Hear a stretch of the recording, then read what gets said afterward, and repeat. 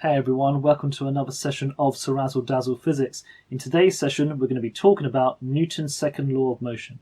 So we'll start off with the following problem. We've got a ball here and the ball has two forces acting upon it. We've got, let's say, 5 newtons over here, and we've also got 10 newtons over here.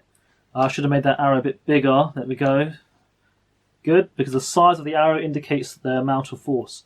Right, what will that object actually experience? It will experience a resultant force of 5 newtons in this direction. So we should get 5 newtons, this is our resultant, in this direction.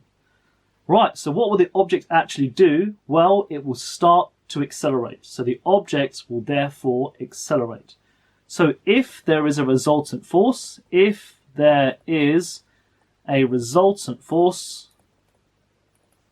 upon an object,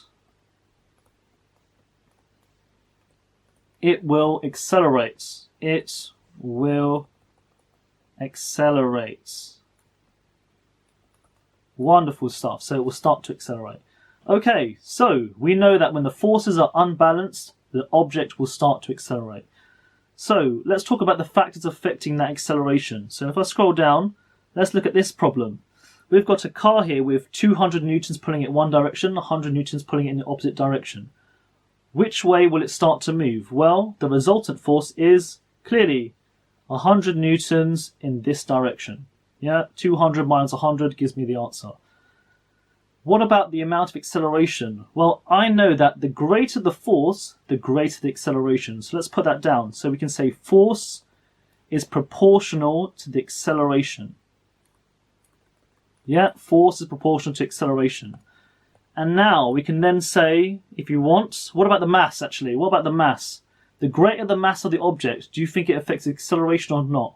Well, the greater the mass of the object, the lower the acceleration. So they are inversely proportional to one another.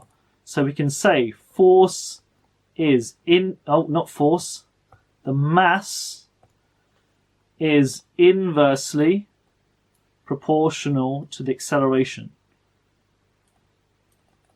Happy with that? Those symbols here, if you don't know what these symbols are, they mean proportional. That's the little fish sign, which means proportional. So the top one, force is proportional to the acceleration. So the greater the resultant force, the greater the acceleration. And mass is inversely proportional to acceleration. So the greater the mass of the object, the lower the acceleration. So we can combine them together for Newton's second law equation. It's going to be the following. Force is equal to mass multiplied by acceleration. So force equals mass times by acceleration. So in short format, it's going to be F is equal to M times by A. Yeah? And let's put the units of each one. So A is going to be measured in meters per second squared. Mass is going to be measured in kilograms. And force is classically measured in newtons. So we've got a new equation, we know the new symbols, and we now have the units. This one is hard because a lot of kids forget this. It's going to be acceleration is meters per second squared. Okay, right, let's test our understanding with a couple of questions. Right, a lorry has a mass of 5,000 kilograms. What force must the lorry's engine supply to cause an acceleration of 5 meters per second squared? So let's go and do this. So what force, we need the equation first of all. Force is equal to mass times by the acceleration. The mass of the object is going to be 5,000 kilograms. Yeah, times by the acceleration. I'm getting the mass from here. The acceleration is over here. Mass times by 5 meters per second squared. Chuck it into a calculator. Let's go. So take out your trusty calculator. You know, don't leave home without it. 5,000 times by 5. Bang, I've got 25,000. 25,000 newtons. Simple stuff. What about another example? Look at this one. So test your understanding. A plane has a mass of, let's highlight the key bits, 100,000. What acceleration is caused by a force of 50,000 newtons?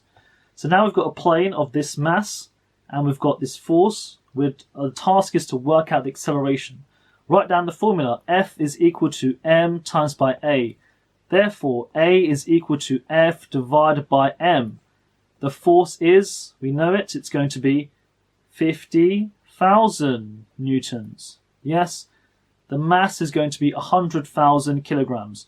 100,000 kilograms. Into a calculator we go. So 50, 1, 2, 3 divided by 100, 000 equals 0.5. Yay. 0.5, and we need the units for acceleration. Meters per second squared. Simple stuff. Now, scrolling down for the summary. When forces act upon an object are unbalanced, when the forces are, oops, that's the wrong pen. Let's go. When the forces are unbalanced, the object will start to accelerate. The acceleration is proportional to the force, yes, and the acceleration is inversely proportional to the mass. Okay? So, just put that down, so make sure, so we know force is proportional to the acceleration, and the acceleration is inversely proportional to the mass. And we end up with the following formula: force is equal to mass multiplied by the acceleration. So over here, we've got the formula, and let's do the units. Acceleration is meters per second squared, mass is kilograms, force is newtons. And that's it, guys. I shall see you next time for some more cool physics with CeerazzleDazzle. Goodbye.